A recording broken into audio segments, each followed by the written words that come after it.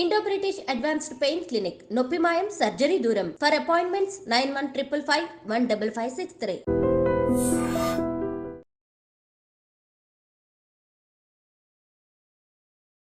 ప్రభుజీ గీతా జయంతి అన్నారు కదా, గీతా జయంతి అంటే ఆ రోజు రచించడం జరిగిందా, చెప్పడం జరిగిందా, ఎందుకు అది గీతా జయంతిగా చెప్పబడింది? పుస్తకం పుట్టినరోజు చూసారా అండి? కేవలం ఒకటే పుస్తకం పుట్టినరోజు ఈ ప్రపంచంలో ఉంటుంది, అది గీత. గీతా జయంతి అంటే పుట్టినరోజు చేస్తున్నామంటే ఆ పుస్తకం ఎంత గొప్పదో అర్థం చేసుకోండి. అసలు రచించింది ఎవరు ప్రభుజీ గీతని? కృష్ణుడు చెప్పాడు, వ్యాసుడు రచించాడు. అంటే విన్నది అర్జునుడు కదా. వ్యాస భగవానుడి యొక్క శిష్యుడు సంజయుడు. సంజయుడికి అంటే ఒక బోయవాడి చేతిలో విషపు బాణానికి మరణించాడు అని చెప్పి వింటూ ఉంటాం. అసలు కృష్ణుడు బోయవాడి చేతిలో చనిపోయాడు అనేది అబద్ధం. అబద్ధమా? ఒక విషయం మీకు అడుగుతాను చెప్పండి. ప్రభుజీ, భగవంతుడు ఏదైనా ఆశిస్తాడు అంటే తను సృష్టించిన మనిషి నుంచి తాను ఏమైనా ఆశించడం అనేది జరుగుతుందంటారా? ఆశిస్తాను. ఏం ఆశిస్తాడు ప్రభుజీ? ఒంటిపైకి దేవుడు వచ్చాడు అని అంటుంటారు, పూనకాలు ఇలాంటివి అంటుంటారు కదా ప్రభుజీ. నిజంగా భగవంతుడు ఉన్నా కూడా అలా మనిషి ఒంటిపైకి రావటం లాంటిది జరుగుతుందా? దయ్యం వస్తుంది కానీ దేవుడు రాడు. ఎందుకంటే మనం చేసే చెత్త పనులకి, అపవిత్రమైన ఆలోచనలకి భగవంతుడు ఎందుకు రావాలనుకుంటాడండి అసలు మానవుడి దగ్గరకి? నమస్కారం, వెల్కమ్ టు ఐ డ్రీమ్. ధర్మ మార్గం విత్ విజిత కార్యక్రమానికి స్వాగతం. భగవద్గీతను మించిన ఒక గొప్ప గ్రంథం అనేది లేదు. భగవద్గీతను గనక మనం పాటిస్తే, ఆచరిస్తే, చదివిన దాన్ని గనక మనం కరెక్ట్గా ఆచరిస్తే మన నిత్య జీవితంలో చాలా మార్పులు వస్తాయి. మన లైఫ్లో మార్పుల వల్ల మంచి మార్గంలో వెళ్ళొచ్చు, మోక్షాన్ని పొందొచ్చు. రకరకాలుగా మాట్లాడుకుంటూ ఉంటాం భగవద్గీత గురించి. అయితే నిజంగా భగవద్గీతలో ఏముంది, భగవద్గీత వల్ల మనం ఏం నేర్చుకోవచ్చు, ఇలాంటి విషయాలు ఇప్పుడు ప్రభుజీతో మాట్లాడి తెలుసుకుందాం. ప్రస్తుతం మనతో పాటు ఉన్నారు ఇస్కాన్ టెంపుల్ నుంచి ప్రణవానంద ప్రభుజీ గారు. ఇప్పుడు వారితో మాట్లాడి మరిన్ని విషయాలు తెలుసుకుందాం. మనకున్న సందేహాలన్నింటినీ కూడా నివృత్తి చేసుకునే ప్రయత్నం చేద్దాం. హరే కృష్ణ ప్రభుజీ. హరే కృష్ణ ప్రభుజీ, కృష్ణుడి విషయానికి వస్తే కృష్ణం వందే జగద్గురు అనే ఒక మాట ఎక్కువగా వినిపిస్తూ ఉంటుంది. అసలు దీన్ని ఏ విధంగా అర్థం చేసుకోవాలంటారు? కృష్ణుడు జగద్గురువులు గీతాచార్యులై అయ్యారు. వేదేశ్చ సర్వేర్ అహమేవ వేద్యో అని అంటారు. భగవంతుడి దగ్గర నుంచి అంత జ్ఞానము కూడా స్వామి దగ్గర నుంచే వస్తుంది. జ్ఞానానందమయం దేవం నిర్మల స్ఫటికాకృతిం ఆధారం సర్వ విద్యానాం హయగ్రీవం ఉపాస్మహే అని అంటారు. భగవంతుడి దగ్గర నుంచే బ్రహ్మగారికి జ్ఞానం వచ్చినది. బ్రహ్మగారు ఆ జ్ఞానాన్ని అందరికీ అందించారు. కాబట్టి అన్ని పరంపరలు కూడా సాక్షాత్తుగా నారాయణ నుంచే ప్రారంభం అవుతాయి. నారాయణ సమారంభం అని అంటామన్నమాట. కాబట్టి మనకి 5000 సంవత్సరాల క్రితం ఎప్పుడైతే కురుక్షేత్ర యుద్ధం జరిగింది, ధర్మక్షేత్రే కురుక్షేత్రే సమవేతాయుత్సవ మామక పాండవాశ్చైవ కిమకర్వత సంజయ. అయితే కృష్ణుడు ఒక యుద్ధ భూమిని ఎందుకు చూస్ చేసుకున్నారు అని కానీ మనం ప్రశ్నిస్తే చూడండి, ఎప్పుడైనా India Pakistan world cup final last ball 2 runs to win ఉన్నప్పుడు ఎవరు ఏ పని చేస్తున్న వాళ్ళైనా సరే, క్రికెట్ ఇష్టం ఉన్న వాళ్ళైనా సరే, లేని వాళ్ళైనా సరే అందరూ వచ్చి చూస్తారు ఏమవుతుంది ఇప్పుడు. అవునా కాదా చెప్పండి? అవును ప్రభుజీ, కరెక్ట్. అప్పట్లో ఇండియా పాకిస్తాన్ ఎలా ఉండేదో అప్పుడు కౌరవులు పాండవులు అలన్నమాట. మొత్తం ప్రపంచం అంతా వాళ్ళు ఎంత శక్తివంతం అంటే ఏదో ఒక సైడ్ తీసుకోవాల్సి వచ్చింది అందరికి. ఐదర్ కౌరవుల సైడ్ కానీ పాండవుల సైడ్. మొత్తం అన్ని కెమెరాలు, ఫోకస్ లైట్లు అన్ని కురుక్షేత్రం పైనే ఉందన్నమాట. కృష్ణుడు అనుకున్నాడు ఇది కరెక్ట్ టైం చెప్పడానికి, గీత ఉపదేశం చేయడానికి, ఎందుకంటే ఫోకస్ అంతా ఒక దగ్గరకు వచ్చింది కాబట్టి. అప్పుడు గీతాచార్యుడై శ్రీకృష్ణుడు అర్జునుడి యొక్క మాధ్యమంగా ప్రపంచానికి మొత్తం గీతను ఉపదేశం చేశారు. అంటే అక్కడ అర్జునుడితో పాటు అందరూ కూడా విన్నారా? అందరూ వినలేదు, కానీ అర్జునుడి యొక్క మాధ్యమంగా, అంటే అర్జునుడికి చెప్తూ ఇప్పుడు ప్రపంచం అంతా తెలిసిపోయింది కదా. అవును ప్రభుజీ. కాబట్టి అర్జునుడిని మైక్ లాగా మాధ్యమం చేసుకున్నాడు. ప్రపంచం మొత్తం కూడా గీతను ఉపదేశం చేశాడు పరమాత్మ. అయితే ఎందుకు జగద్గురువు అంటారంటే, భగవద్గీత సనాతన ధర్మానికి ఒక ఫౌండేషన్ బుక్ అన్నమాట. సనాతన ధర్మం యొక్క సిద్ధాంతాలన్నీ కూడా భగవద్గీత ప్రస్తావన చేసింది, ప్రతిపాదన చేసింది. అందుకే ఆచార్యులందరూ కూడా గీత పైన భాష్యాన్ని రచించారు. కాబట్టి ఇప్పుడు చూడండి, మీకు ఒక విషయం చెప్తాను. మీరు ఒక న్యూస్ పేపర్ ఇచ్చారనుకోండి, మీరు ఈ న్యూస్ పేపర్ చదవండి అని చూస్తారు. మీరు ఇది నిన్న న్యూస్ పేపర్ పక్కన పెట్టేస్తారు. అవునా?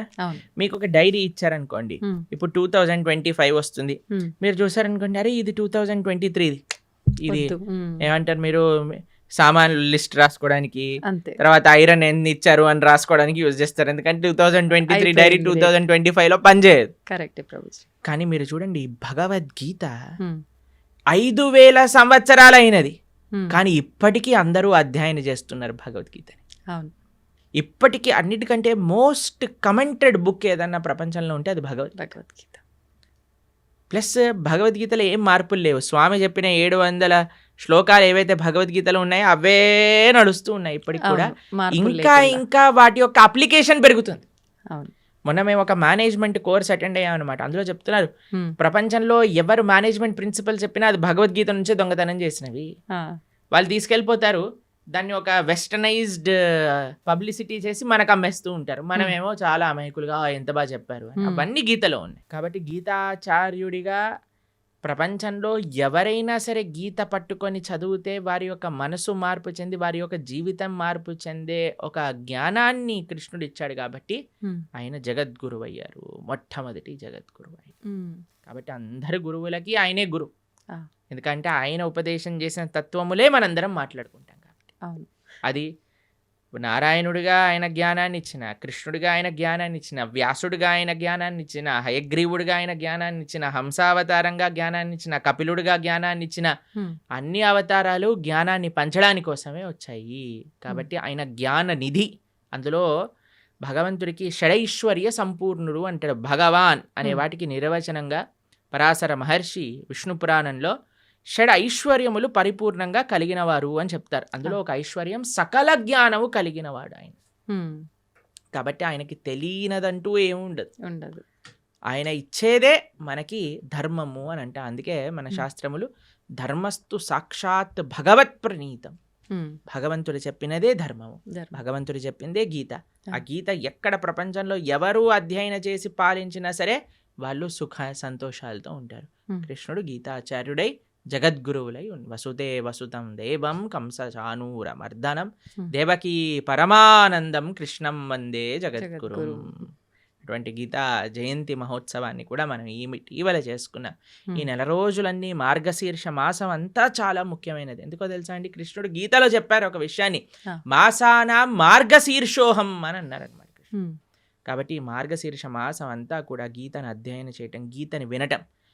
మన ప్రణవానంద దాస్ అనే ఛానల్ ఉంటుంది యూట్యూబ్లో. అందులో మనకి ప్లేలిస్ట్లో ఒకసారి మనం 18 అధ్యాయాలకి 18 గంటలు మనం ప్రవచనం అని చెప్పామన్నమాట.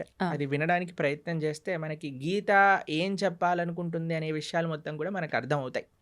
అలా గీతని వినటం, గీతని చదవటం, గీతని 10 మందికి ఇవ్వటం ఈ మార్గశీర్ష మాసంలో చాలా ముఖ్యమైన విధానం అన్నమాట. ప్రభుజీ, గీతా జయంతి అన్నారు కదా, గీతా జయంతి అంటే ఆ రోజు రచించడం జరిగిందా, చెప్పడం జరిగిందా, ఎందుకు అది గీతా జయంతిగా చెప్పబడింది? మీరు ఎప్పుడైనా పుట్టినరోజు, ఒక పుస్తకం పుట్టినరోజు చూసారా అండి? కేవలం ఒకటే పుస్తకం పుట్టినరోజు ఈ ప్రపంచంలో ఉంటుంది, అది గీతా జయంతి. అంటే పుట్టినరోజు చేస్తున్నామంటే ఆ పుస్తకం ఎంత గొప్పదో అర్థం చేసుకోండి. అయితే గీతా జయంతి యొక్క విశేషత ఏంటి అని అంటే, గీత ఆ రోజు శ్రీకృష్ణుడు ఉపదేశం చేశారు అని ఒక విషయం చెప్తారు. లేదు, అమావాస్య రోజు ఉపదేశం చేశారు, సంజయుడు దాన్ని ప్రతిపాదన చేశారు ధృతరాష్ట్రుడికి, అది ఏకాదశి రోజు అని కూడా విషయం చెప్తారు.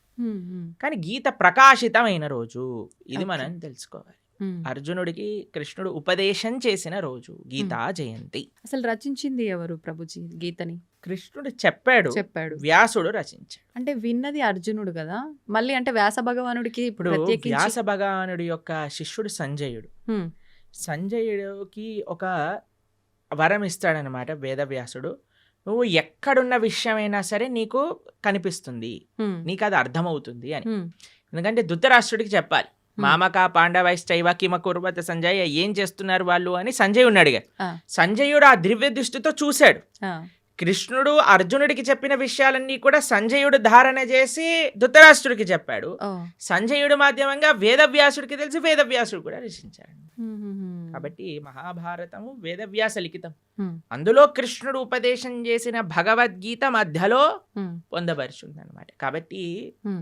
భగవద్గీత అటు శృతి ఇటు స్మృతి, Hmm. అపౌరుషేయము లిఖించబడినది. రెండు కూడా విశేషమైన లక్షణం భగవద్గీతకి. అయితే ఇప్పుడు మనందరం చూస్తున్నది తెలుగులో మనకు కనిపిస్తుంది గీత అనంటే. ముందుగా రచించింది సంస్కృతంలోనేనా ప్రభుజీ? సంస్కృతంలో సంస్కృతంలో ఉన్నప్పుడు అంటే ఎవరంటే వాళ్ళు చదవడానికి అంటే వీలు పడుతుందా? బ్రహ్మాండంగా గీతని ఎవ్వరైనా చదువుకోవచ్చు. చిన్నపిల్లలు, స్త్రీలు, వృద్ధులు, పురుషులు ఎవ్వరైనా సరే Hmm. గీత అధ్యయనం చేసుకోవచ్చు, బ్రహ్మాండంగా చదువుకోవచ్చు. ఇలా ప్రభుపాదుల వారి దయ వల్ల Hmm. ఆయన ఏం చేశారంటే గీత యొక్క యాక్సెసిబిలిటీ ఎలా పెంచారు అని అంటే, Hmm. ఏ లాంగ్వేజ్ సుమారుగా 70 కంటే ఎక్కువ లాంగ్వేజెస్లో శ్రీల ప్రభుపాదుల వారి యొక్క భగవద్గీత ట్రాన్స్లేట్ చేయబడింది. ఆహా. మీకు విషయం చెప్తాను, లాస్ట్ 50 yearsలో 55 కోట్ల గీత పుస్తకాలు వితరణ చేసింది ఇస్కాన్. వామ్మో. చాలా ఎక్కువ 55 సంఖ్యలో. కోట్ల పుస్తకములు Hmm. వితరణ చేశారు ప్రపంచవ్యాప్తంగా. Okay okay. అది గొప్ప విషయం అన్నమాట. Hmm. కాబట్టి అలా మనం ఈ గీతా వితర అనేది చాలా ముఖ్యమైన సేవ. కాబట్టి మీరు ఏ లాంగ్వేజ్లో శ్రీల ప్రభుపాదుల వారి భగవద్గీత యథాతథం అని మీరు టైప్ చేశారనుకోండి, మీకు ఈజీగా లభించేస్తుంది. దాన్ని చక్కగా మనం చదువుకోవటమే.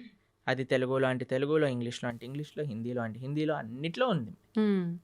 ఇప్పుడు గీతని అంటే దానం చేయొచ్చా ప్రభుజీ? ఎవరికి దానం చేయొచ్చు అంటారు ఒకవేళ అంటే దానం మన ఇంట్లో చేయాలంటే? ఉండే పుస్తకాన్ని దానం చేసేయకూడదు. మన ఇంట్లో ఉండే పుస్తకాన్ని మనం చదువుకుంటూ ఇంకో చదువుకోవాలి. పుస్తకాన్ని తీసి దానం చేయొచ్చు. ఇప్పుడు చూడండి, ఆ, అందరికీ ఒక క్రేజ్ పెరిగిపోయింది ఈ మధ్యలో, రిటర్న్ గిఫ్ట్స్ అని.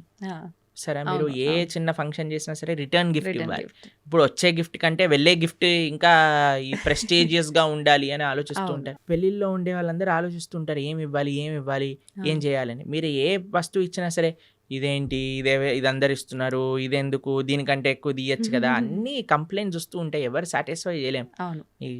నా పర్సనల్ సజెషన్ ఏంటి అంటే, సనాతన ధర్మంలో ఉండే వాళ్ళు ఎవరైతే వివాహం చేసుకుంటారో రిటర్న్ గిఫ్ట్గా అందరికి ఒక గీతా పుస్తకాన్ని ఇవ్వండి. మంచి సలహా ప్రభుజీ.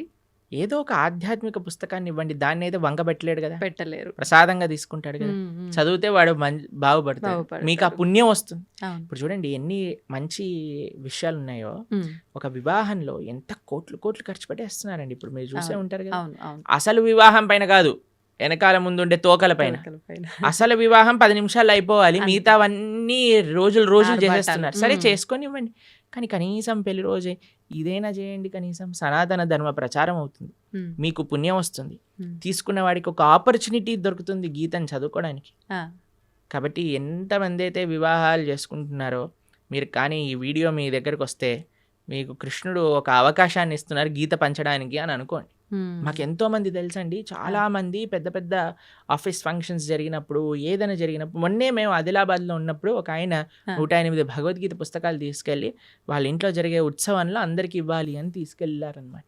Hmm, hmm, hmm. కాబట్టి తప్పకుండా మీకు కానీ గీత పుస్తకాలు కావాలి అని అంటే ఇస్కాన్ ఆదిలాబాద్కి మీరు కాంటాక్ట్ చేయండి. మీకు ఎన్ని వేలు కావాలంటే అన్ని వేలు పుస్తకాలు మేము పంపిస్తాం. అవునా? చక్కగా మీరు రిటర్న్ గిఫ్ట్ రూపంలో గీత పుస్తకాన్ని ఇవ్వండి. Hmm. అప్పుడు మీరు అడగచ్చు, Hmm. వాళ్ళు చదవరండి చాలా అంటే మంది చదివే. ఇంట్లో ఉంటే చాలండి. మీకు Okay. స్టోరీ చెప్తాను. ఆ. ఒకళ్ళకి మేము గీత ఇచ్చామన్నమాట. వాళ్ళు అన్నారు మా ఇంట్లో చదవరండి పుస్తకాలు అన్నారు. Hmm. మీ పిల్లలైనా మీరు చదవకపోతే మీ పిల్లవాడు ఏం చదువుతాడండి, వాడికి అసలు ఇంట్రెస్ట్ లేదండి అని. ఆ. సరే అయ్యా మీ ఇంట్లో పెట్టుకో, ఎవడైనా వచ్చినప్పుడు చదువుతాడు వాడు అని అన్నాను. అంతే. సరే అని వాళ్ళ ఇంట్లో పెట్టుకున్నారనమాట. ఆ. పెట్టుకుంటే వాళ్ళ ఇంట్లోకి హైదరాబాద్లో ఉంటారు వాళ్ళు. Hmm. అయితే వాళ్ళ ఇంట్లో ట్రీట్మెంట్ కోసం అని వాళ్ళ చుట్టాలు ఎవరో 3 రోజుల కోసం వచ్చారట హైదరాబాద్లో Okay. ఉండడానికి. అయితే 3 రోజులకి పాటు ట్రీట్మెంట్, హాస్పిటల్కి వెళ్ళి ఇంటికి రావటం, హాస్పిటల్కి వెళ్ళి ఇంటికి రావటం అలా జరుగుతుంది. వాళ్ళు అనుకున్నారట సాయంత్రం పూట ఏం చేయాలి అని వాళ్ళకి పుస్తకం షెల్ఫ్లో గీత కనిపించింది. అయితే మేము చెప్పాము ఎవరో ఒకరు చదువుతారు, మీరు అవునవును, ఉంచుకోండి ఇంట్లో అని అన్నాను అంతే. ఆ. వాళ్ళు తీసుకున్నారు, వాళ్ళు చదివారు, ఆ. వాళ్ళకి చాలా నచ్చింది ఆ పుస్తకం. వాళ్ళ ఇంటికి తీసుకెళ్ళిపోయారు. Hmm. వాళ్ళు ఉండేది ఎక్కడో మహబూబ్ నగర్ ప్రాంతంలోనే ఎక్కడో. ఆహా. వాళ్ళు గీత చదివి వాళ్ళు భక్తులైపోయారు. ఓ. మేము ఒక కార్యక్రమానికి వెళ్ళినప్పుడు ఆ. వాళ్ళు మాకు ఈ విషయం చెప్పారు, ప్రభుజీ మీరు ఒకళ్ళ గీత ఇస్తే వాళ్ళ ఇంట్లో ఉన్న గీత మేం చదివితే మేము భక్తులం అయిపోయాం. పోనీలేండి, ఎవరికొకరికి ఉపయోగపడింది మీరు ఎవరికో అన్నట్టుగా. ఒకళ్ళకి ఇప్పుడు బాంబు పెట్టారనుకోండి ఎక్కడో ఒక చోట పేలుతుంది పేలుతుంది. కదండి, అవును. అలానే గీత కూడా అంతే. Hmm. మన దగ్గర ఉండాలంతే. మీరు చదవకపోతే మీ పిల్లలు, ఏ పిల్లలు చదవకపోతే ఎవరికో మనవాళ్ళు మనవరాళ్ళు ఎవరో ఒకళ్ళు చదువుతారు. Hmm. గీత ఉన్న దగ్గర తరించకపోవటము అంటూ ప్రశ్నే లేదు. Hmm. గీత ముట్టుకున్నవాడు, చూసినవాడు, దర్శించుకున్నవాడు, ఒక పేజ్ చదివినవాడు, ఒక అక్షరం చదివినవాడు అందరూ తరిస్తారు. దాంట్లో ఎటువంటి డౌటే లేదు. ఏ లాంగ్వేజ్ లో ఉన్నది చదివినా కూడా మనకు ఏ లాంగ్వేజ్ లో ఉన్న గీతా మహాత్యం చెప్తుంది. గీత ఎక్కడైతే ఉంటే అది సాక్షాత్తుగా ప్రయాగ క్షేత్రంతో సమానము. కాబట్టి మన ఇంట్లో మనకి చాలా ముఖ్యమండి. మనకి మీకు సాంప్రదాయంలో చూస్తే మనం మంగళం అని మంగళహారతి భగవంతుడికి సమర్పణ చేస్తాం. అందులో శాస్త్రాలకు కూడా మనం మంగళహారతి సమర్పణ చేస్తాం అన్నమాట. ఏవైతే వైదికమైన గంధములు మన ఇంట్లో ఉంటాయి. కాబట్టి ప్రతి ఒక్కళ్ళింట్లో గీత, భాగవత, రామాయణాదులు ఉండవలసినదే. మీరు అనుకోకండి మా ఇంట్లో ఎవరు చదవరు, తెచ్చి పెట్టండి, ఎవరో ఒకరు చదువుతారు. పూజ రూమ్ లో పెట్టి ఉంచొచ్చా ప్రభుజీ? పూజ రూమ్ లో పెట్టేసి మంచిగా వాటికి అన్ని క్లాత్ కట్టేసేసి లోపల పెట్టేసి దండలేసేసి పుష్పాలు, పూలు, పసుపు చదవాలన్నా సరే ఆ మూట తీయటం కూడా పలకన్నా సరే వద్దులే బాబు అన్నట్టుగా ఉండకూడదు. యాక్సెసిబుల్ గా ఉండాలి ఎవరైనా చదువుకోవాలన్నప్పుడు. అవును. కాబట్టి పూజ చేసేయమనండి అంటే ఇప్పుడు అందరూ మొన్న గీతా జయంతి రోజు ప్రవచనం చెప్తున్నాం అనమాట. ఏమన్నా మీ అందరికీ ఇప్పుడు భగవద్గీత ఆరాధన ఎలా చేయాలో చెప్తాను, అందరు ఫస్ట్ ఆచమనం చేయండి అనగానే అందరు పుస్తకాలు తీసుకొని రాసుకుంటున్నారనమాట. ఫస్ట్ ఆచమనం చేయాలి, దాని తర్వాత మీ కుడి చేత్తో గీత తీసుకోండి, కుడి చేత్తో గీత తీసుకోండి, ఎడం చేత్తో పట్టుకోండి, దాన్ని ఓపెన్ చేయండి, చదవటం ప్రారంభించండి, ఇదే ఆరాధన అంటే ఓ ఇదే ఆరాధన, మేము ఇంకేదైనా చెప్తారు అనుకున్నాం ప్రభుజీ గారు, ఏం పుష్పాలు తేవాలి, ఏం అభిషేకాలు చేయాలి అని.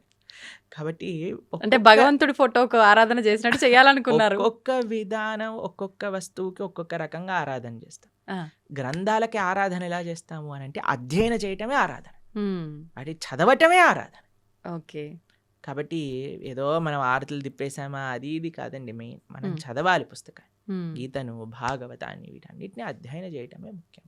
ఇప్పుడు చదవాలన్నప్పుడు చాలా మందికి మాంసాహారం తినే అలవాటు ఉంటుంది కదా ప్రభుజీ. మాంసాహారం తిన్న తర్వాత చదవాలనుకుంటే చదవచ్చా? ఫస్ట్ మాంసాహారం మానేయండి అందరూ. మానలేము అనుకుంటే తప్పదు. అలా ఎందుకు అనుకుంటారు మానలేము అని? మనం జీవహింస చేయటం మానలేము అని అంటే ఎలా అండి చెప్పండి? ఇప్పుడు టెర్రరిస్ట్ అన్నాడు అనుకోండి, నేను జనాల్ని చంపటం మానలేను అని అంటారా? అప్పుడు మీరేమంటారా? పర్వాలేదు నాన్న, నీకు అనిపించట్లేదు కదా చంపేసే అని అంటామా మనం? అనలేము. చెప్పండి, అంటారా మీరు? అనలేము. లేదండి మాకు చంపాలనే ప్రాణం ఉంది అంటే కంటిన్యూ అంటామా? కారణం కదా. కాబట్టి మనం ఫస్ట్ నాన్ వెజిటేరియన్ ఆపేసేయండి, ధార్మికంగా ఉండండి. లేదండి మేము ఎంత చెప్పినా మేము మారము అన్న వాళ్ళు పర్వాలేదు, గీత చదవటం ప్రారంభం చేయండి, ఆ గీత యొక్క అనుగ్రహం చేత మానేస్తాం. ఓకే.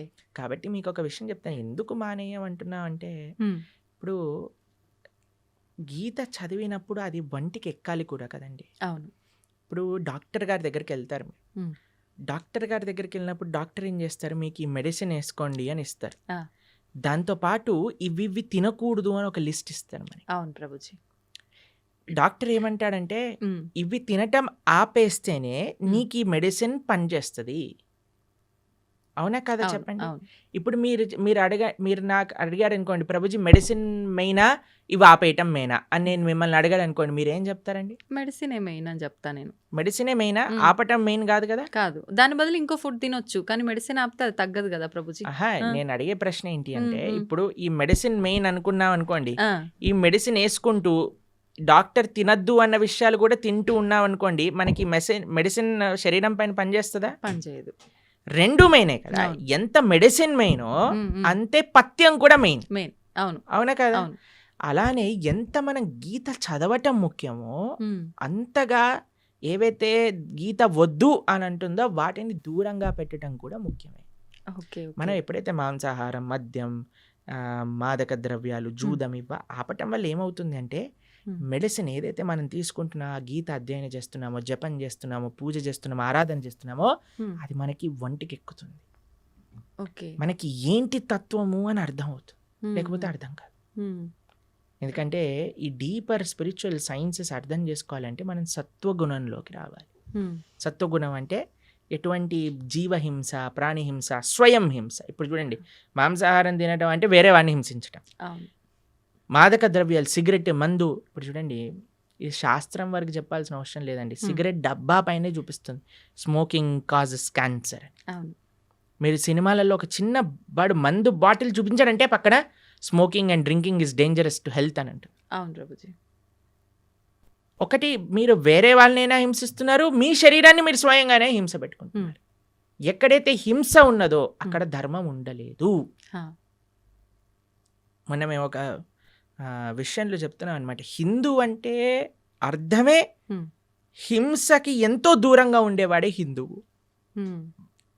అది హిందూ యొక్క అర్థం. Okay okay. కాబట్టి మాంసాహారం తిని గీత చదవచ్చా అని అంటే ఫస్ట్ మాంసాహారం మంజేయండి. ఇప్పుడు ధనుర్మాసం వస్తుంది, తర్వాత కొత్త సంవత్సరం వస్తుంది, ఒక సంకల్పం తీసుకోండి. ఎవరైనా అంటారండి మేము తినకపోతే చచ్చిపోతామని? అలాంటి వాళ్ళు ఎవరైనా ఉంటారా అండి? లేదు కదా. అది ఏమి నేను ఇప్పుడు ఊపిరి పీల్చుకుపోతే చచ్చిపోతాను అని అంటే ఓకే పర్వాలేదయ్యా ఊపిరి పీల్చుకో అని చెప్తాను. నీళ్ళు తాగకపోతే చచ్చిపోతాము, సరే పర్వాలేదు, అది కూడా ఒప్పుకుంటే.